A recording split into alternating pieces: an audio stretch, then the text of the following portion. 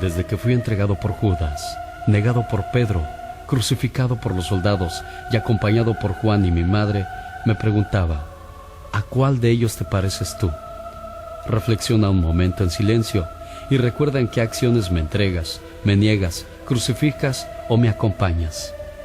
Pero no te mortifiques, no me importa cuál haya sido tu actitud, no te aflijas, porque hoy quiero que seas feliz. Por eso me ofrecí y morí por ti, porque te amo y te seguiré amando, porque he resucitado en ti. Quiero que sigamos juntos, quiero permanecer siempre en tu corazón, que seas un vivo reflejo de mi amor, que ames a los demás como yo te he amado y que resucites en mí como yo he resucitado en ti. Tu amigo de siempre, Jesús de Nazaret.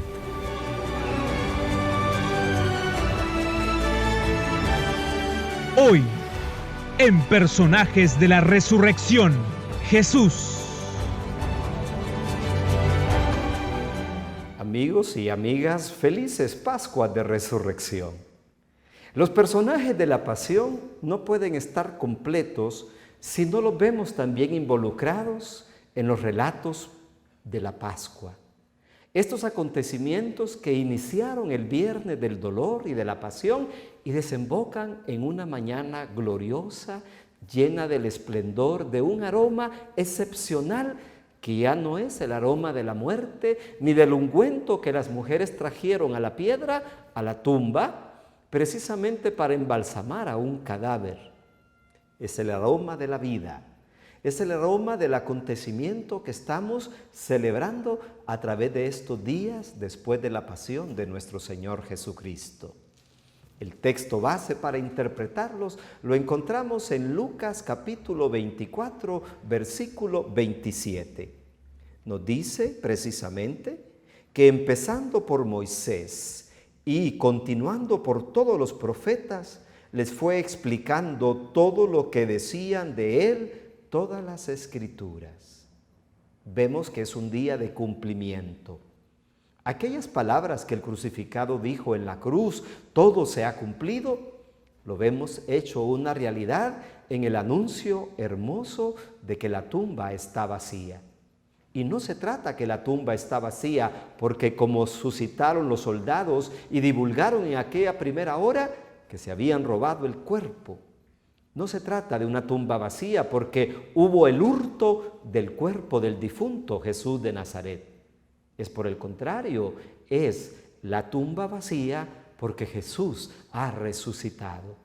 Y en este hermoso capítulo de Lucas que hemos leído, capítulo 24, es el propio Jesús que camina la tarde de aquel día, el primero de la semana, con dos discípulos que iban tristes hacia Emaús.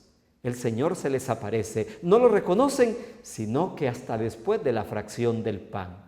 Pero antes, en esa mañana preciosa de la Pascua, el Señor está en el huerto, en el jardín de su tumba. Y está ahí con María Magdalena, según el relato juánico de esta mañana y de la primera aparición del Señor resucitado. Si Lucas 24 nos lo presenta al final del día de la resurrección, es en la mañana gloriosa y todavía fresca que el Señor, confundido por el jardinero, por la propia María Magdalena, le hace ver que es Él. La llama por su nombre, María. Ella se da vuelta y el Señor, cuando ella intenta tocarlo, le dice con la frase típica de latín, noli me tangere, no me toques. Y no me toques porque todavía no he subido a mi Padre y a vuestro Padre, a mi Dios y a vuestro Dios. Es el día de la Pascua que nos pone a Jesús como el gran protagonista del acontecimiento. El Cordero que fue inmolado ha vuelto a la vida. La muerte en Él no manda. El Señor Jesús se ha sentado victorioso a la diestra del Padre. Y mientras llega para sentarse definitivamente, hace experiencia de encuentro con aquellos que fueron sus discípulos. Vemos que la primera destinataria de este gran mensaje son el grupo integrado y presidido por María de Magdala. Ellas fueron con aromas, dice Marcos capítulo 16, a buscarlo a la tumba. Iban con el dolor del llanto, pero se preguntaban, ¿quién nos moverá la piedra? Esa relación literaria artificial nos hace comprender que solo se ha puesto el tamaño de la piedra para comprender lo inmenso del acontecimiento. ¿Quién nos puede mover la piedra? La vuelta a la vida del Hijo de Dios solo puede ser obra del mismo Dios. Este es el día, por lo tanto, que ha hecho el Señor. Es un prodigio maravilloso, extraordinario. Solo la mano de Dios podía levantar a su Hijo. Por eso tenemos en la teología lo que llamamos el pasivo teológico. No se dice que Jesucristo se resucitó, se dice que el Padre lo ha resucitado. En la lengua griega, por lo tanto, este pasivo teológico relaciona que la resurrección es la obra del Padre que ha querido elevar a su Hijo. ¿Cómo lo va a proclamar la carta a los Filipenses en el capítulo 2? Por eso Dios lo exaltó y le dio el nombre que está por encima de todo nombre, para que al nombre de Jesús toda rodilla se doble en el cielo, en la tierra, y toda lengua proclame que Jesucristo es el Señor para la gloria de Dios Padre. El profeta Isaías nos había dicho anteriormente que miraríamos al que traspasaron, lo contemplaríamos. Y aquí estamos contemplando al traspasado, al que se presentará al grupo de los 11 y llamará a Tomás y le mostrará las heridas de sus manos, las heridas de sus pies y la herida de su costado. Y lo llama a la fe. De ahora en adelante no seas incrédulo, sino creyente. Jesús ha resucitado, verdaderamente ha resucitado. Fue el anuncio automático y casi podemos decir espontáneo de aquellos primeros testigos que lo vieron. Anunciaban a los desconocidos, a los que no estuvieron presentes, ha resucitado el Señor. Y los demás afirmaban diciéndolo, verdaderamente ha resucitado. 40 días Jesús estará presente con sus discípulos, se dejará ver.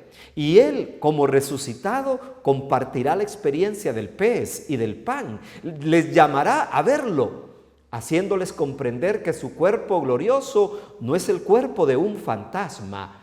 Es Él, en verdad, el cuerpo glorioso, el que pasa las paredes, porque recuerde, ellos estaban encerrados en el cenáculo por miedo a los judíos. Y sin tocar puerta y sin abrir ninguna puerta, el Señor se hace presente porque su cuerpo resucitado ya no tiene las limitaciones físicas de las que tenemos los simples mortales. Cristo ha resucitado. Es el gran protagonista del acontecimiento. La tumba ha quedado vacía. Vamos a repetir esa parte. La tumba ha quedado vacía. Como bien lo canta la secuencia de este día de Pascua, sudario y mortaja quedaron ahí, ángeles testigos. ¿Qué has visto, María, por la mañana? He visto a mi Señor resucitado. Es el testimonio que se da de aquel que ya no pertenece al reino de la muerte, porque habiendo descendido al lugar de la muerte, como lo dice la carta a los Hebreos en el capítulo 2, ha vencido al que tenía el dominio de la muerte, la llave, y que tenía sumergidos en el miedo a los que estaban ahí bajo su poder. El Señor ha resucitado. Por eso el cirio pascual, emblema significativa de lo que celebramos, es una llama viva, real, marcada por el tiempo 2016 y señalada en el árbol de la cruz, en el norte del árbol por el alfa y en el sur del árbol por la omega. Cristo es el principio y el final. Cristo es la palabra definitiva de Dios que cumple todas las profecías. Lo decía Lucas cuando le explica a los discípulos en este capítulo 24, versículo 27. Comenzando por Moisés y siguiendo por los profetas, él mismo les explicó todo lo que se refería al Mesías. Es este Mesías que ha sido elevado, ha sido resucitado. Y por eso celebramos con gozo los días floridos de esta Pascua imperecedera. Cristo, vivo entre los vivos, el primogénito de entre los muertos, ha llegado a ser la razón primera y última de la fe cristiana. Celebramos hoy el acontecimiento fundante de nuestra fe cristiana, de nuestra fe católica por siglos. Si Cristo no hubiera resucitado, vana sería nuestra fe. Pero ahora estamos seguros que está vivo y se los compartimos a ustedes para que tanto usted como yo sigamos siendo en el siglo XXI testigos de su resurrección. Felices Pascuas, queridos amigos y amigas.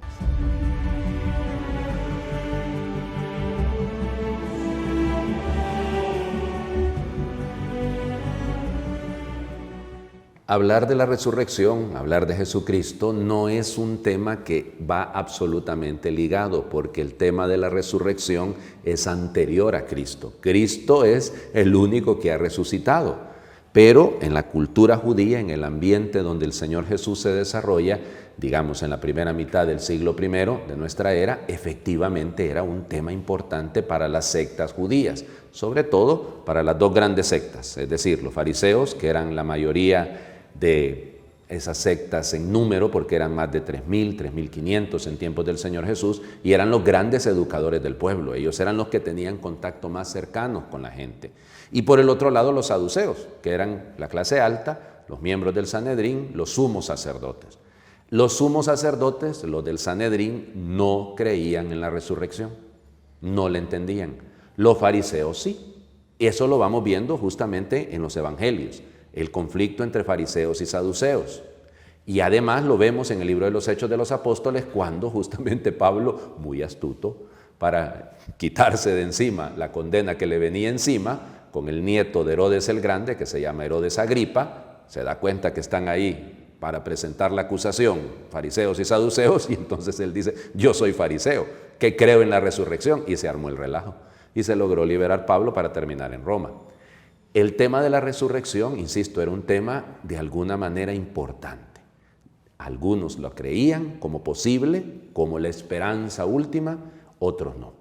Por eso, cuando Jesús resucita, automáticamente genera una conmoción, digámoslo así, vamos. Desde el punto de vista histórico, la figura de un profeta en la marginal Palestina del siglo I, que no construyó nada, que no escribió nada fuera de aquellas palabritas que debió haber escrito sobre el piso con la condena de la adúltera. Fuera de eso, que no fue un gran rey, que no fue un gran general, realmente no era importante. O sea, no hubiese figurado en los libros de historia. Figura precisamente porque resucita. Y entonces, justamente su resurrección genera un cambio histórico. Genera un cambio completo desde la perspectiva de lo que es la relación del hombre con Dios. Su encarnación, efectivamente, tiene efectos, pero se tiene que entender desde la resurrección. La clave de la lectura de la historia en general, sobre todo para los que somos creyentes, es la resurrección. Porque la resurrección marca un antes y un después. Es cierto que decimos, no, antes de Cristo y después de Cristo, calculando los años de su nacimiento, que hay un error desde el punto de vista cronológico. Pero realmente la lectura de su nacimiento y de su encarnación parte de la resurrección. ¿Qué provoca la resurrección? Bueno, solo conocemos directamente e históricamente lo que nos dicen los relatos de los evangelios. Los 4 evangelistas tienen, tanto Marcos en el capítulo 16, Mateo en el capítulo 28, Lucas en el capítulo 24, Juan en el añadido que hay en el capítulo 21 y en el capítulo 20, algo de la resurrección. Las cartas de Pablo y pare de contar. Solamente eso conocemos de los relatos. Hay un montón de cuentos y de historias que se dicen, porque ¿qué pasó en los 40 días que Jesús estuvo con los apóstoles? El libro de los Hechos de los Apóstoles nos narra 3, 4 acontecimientos. El Evangelio de Juan, 2, 3 encuentros, igual. Entonces, ¿qué pasó? Y se han inventado cualquier cantidad de cosas. Y un montón de grupos que no llegan ni siquiera a terminar siendo una religión sólida, terminan hablando vainas y terminan hablando cosas que no son ciertas. Para el caso, ustedes leen en el libro de Moroni, en el libro del Mormón, que Jesús estuvo en América. Eso no tiene ningún fundamento histórico desde ningún punto de vista. Encuentran de que estuvo Jesús allá por Cachemira, en Asia. Nada de eso es cierto. No tenemos ninguna prueba científica de eso desde el punto de vista histórico. ¿Qué es lo que tenemos? Los efectos de la resurrección. Los efectos de la resurrección son los apóstoles y los discípulos de los apóstoles. Esos sí contaron las cosas. Y entonces un Clemente Romano, por ejemplo, para no hablar solamente de los apóstoles, que hablaremos más adelante con algunos de los personajes de la resurrección, Clemente Romano es discípulo de San Pedro. Él cuenta la resurrección. Policarpo de Esmirna, Ignacio de Antioquía, que fueron discípulos de los apóstoles. Si aquella mentira, digamos, era eso, una mentira, se hubiera muerto con los apóstoles. No hubiera tenido continuidad, pero la tuvo. Por ejemplo, desde el punto de vista histórico, el Talmud. ¿Qué es el Talmud? El Talmud es la recopilación de los escritos, de los dichos, de las prédicas, de los rabinos del siglo I antes de Cristo en adelante. Se compiló en el más o menos, hay una discusión sobre eso, pero vamos con la más aceptada. En el siglo IV ya se puso en compilación. Y se habla de Jesús en el Talmud. Se nos cuenta sobre Jesús propiamente. Y lo presentan como un profeta de los años antes de la caída del segundo templo, del templo que destruyeron las legiones romanas de Tito y Vespasiano en el año 70. O sea que hay un relato judío que nos cuenta que Jesús existió y que Jesús efectivamente predicó y que estaba muy ligado al mundo fariseo, probablemente por el tema de la resurrección. Claro que el mismo Talmud señala que aquel grupito que nació de Jesús, que originalmente se le llamó los nazarenos y que luego pasó a llamarse los cristianos, ellos lo rechazaban.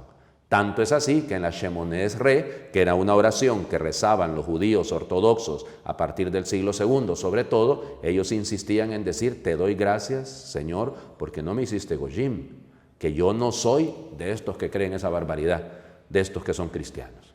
Luego Flavio Josefo, el gran historiador, que se puso Flavio justamente por los emperadores Flavios, Tito, Vespasiano, Trajano, él señala, cuenta en su libro Las Antigüedades Judaicas la historia de Jesús. Nos dice que efectivamente, que dicen que fue un profeta muy grande, que hizo grandes milagros, y además nos dice que sus seguidores señalan que resucitó. Eso también lo dice Flavio Josefo. Y luego evidentemente vendrán los relatos propiamente paganos. Los escritos de Suetonio, de Tácito, los grandes historiadores romanos, que nos dicen que efectivamente existió una secta en tiempos del emperador Tiberio, que nació en Judea y etcétera, etcétera, etcétera, que se llamaban un tal Crestus, que dicen que está vivo.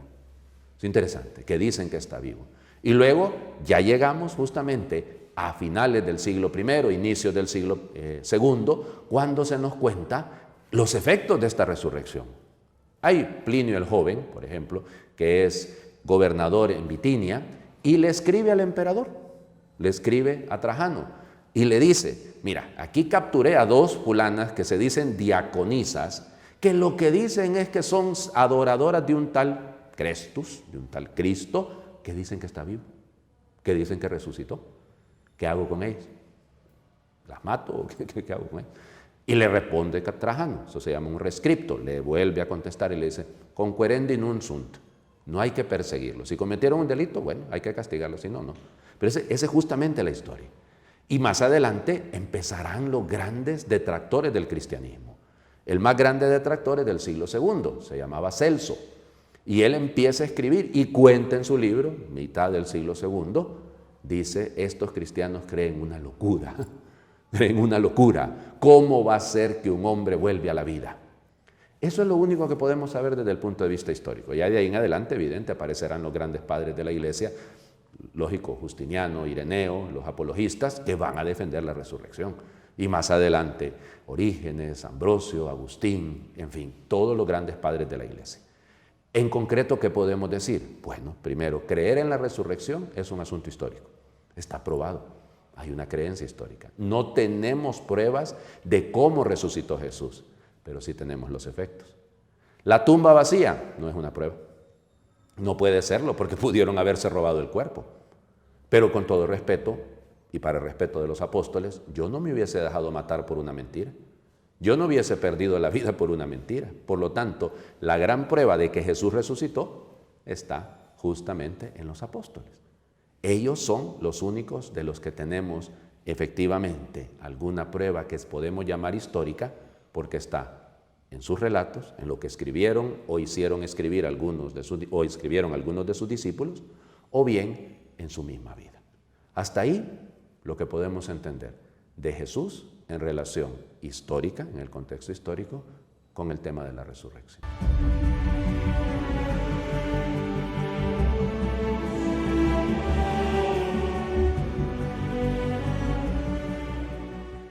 Shalom, la primera palabra de Jesús resucitado con la cual se dirige a los apóstoles.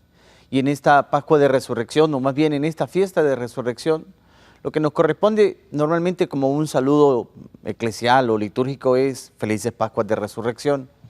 La experiencia del resucitado, marcada sobre todo por una vida compartida, por una vida dada, por una vida entregada, viene a ser para nosotros la expresión magnánima de Dios, que simplemente quiere compartir con nosotros desde la muerte de Cristo su vida, pero no cualquier vida, sino la vida glorificada de Cristo para que en Él tengamos vida y la tengamos en abundancia, como así nos lo enseñó el Señor Jesús durante estuvo a la escuela con sus discípulos.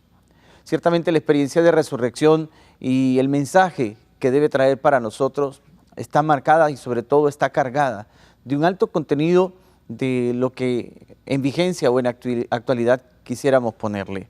Por ejemplo, el Santo Padre nos dice que debemos tener siempre presente como cristianos bautizados y como católicos la alegría del Evangelio.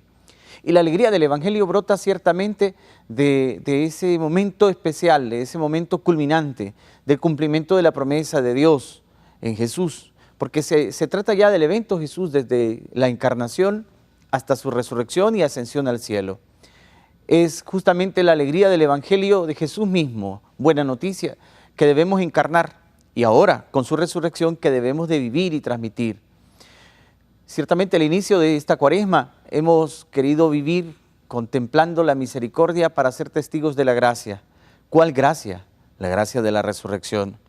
Por eso valdría la pena que hoy nosotros nos planteáramos el tema de cuáles son los frutos de la resurrección, cuáles son los frutos de esta Pascua, los frutos de la resurrección de Jesús y de nuestra resurrección litúrgicamente hablando. La experiencia cristiana nos va a marcar por todos los acontecimientos que nos trajeron hasta este especial momento de fiesta, partiendo del momento aquel en el que nos dispusimos con propósitos de conversión a vivir la Cuaresma de manera penitente, de manera orante, de manera generosa para imitar a Dios con la ofrenda o con la limosna, y por qué no también de manera también compasiva y misericordiosa, como lo hizo, como lo manda este año litúrgico, este año de la misericordia.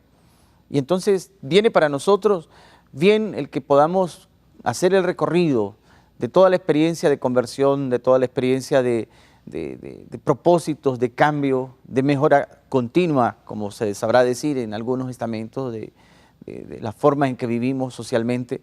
Pero esta conversión ha sido suficiente para que nuestra resurrección sea genuina, para que nuestra resurrección sea perdurable. Valdría la pena que hiciéramos una revisión porque al final pues la resurrección será nada más y nada menos que el reflejo de ese testimonio de la gracia de la resurrección que compartimos, que vivimos y que podemos nosotros también recibir desde las palabras del Señor Jesús. Yo me hago la idea de ese momento en que Él estaba ahí con sus discípulos y les dice, la paz sea con ustedes. Aparece ese modo de ser de Jesús que en un principio es maestro, que en un principio es compañero de camino, que los ama, que los convoca a compartir su vida, los llamó para que estuvieran con Él. Y pasaron diversos momentos, diversas cosas, diversos tiempos, compartieron diversos espacios y experiencias. Jesús pasó haciendo el bien, dice Pedro, en los Hechos de los Apóstoles. Pero luego, en ese momento en que nuevamente están reunidos, se pueden constatar ciertas cosas, elementos brillantes, como por ejemplo, que aparezca resucitado y su modo de ser sea un modo glorificado, ya una vida según el Espíritu, no una vida según la encarnación, que también tiene que ver con el Espíritu, pero que encarna nuestra humanidad y por eso la vive a tal punto, a tal extremo, que es una realidad que diviniza nuestra humanidad en el principio de la encarnación. Pero luego cuando ya comparte su vida junto a los discípulos, junto a todos los que lo creían y lo seguían, comparte también su generosidad, comparte su compasión, comparte su misericordia, expresión del amor del Padre. Y entonces ahí viene para nosotros una enseñanza plena, porque ahora se trata ya no solamente del Jesús histórico, porque lo puede constatar el dato revelado, lo puede constatar el Discovery Channel o el History Channel. Hubo un hombre llamado Jesús, con tales capacidades, con tal talento, con tal retórica o discurso que impresionaba y atraía a muchos. Históricamente es válido que incluso nosotros podamos pensar, también Jesús murió, pero no tiene mucho suceso, no tiene mucha importancia que Jesús haya muerto. Al final, pues hoy por hoy, vemos cuántos mueren como kamikazes, como suicidas, como sanguinarios terroristas. Y sin embargo, son muertes en vano, son muertes insignificantes en el sentido de que quedan en eso. Se vuelven parte de una estadística, se vuelven parte de una historia, se vuelven parte simplemente de una noticia.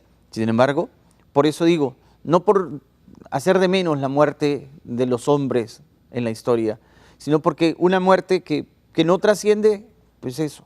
Pero una muerte que trasciende como la de Jesús, lo que cuenta es que resucita, lo que cuenta es que vuelve a la vida, lo que cuenta es que con su vida nos da vida, porque es una vida resucitada para darnos vida a nosotros.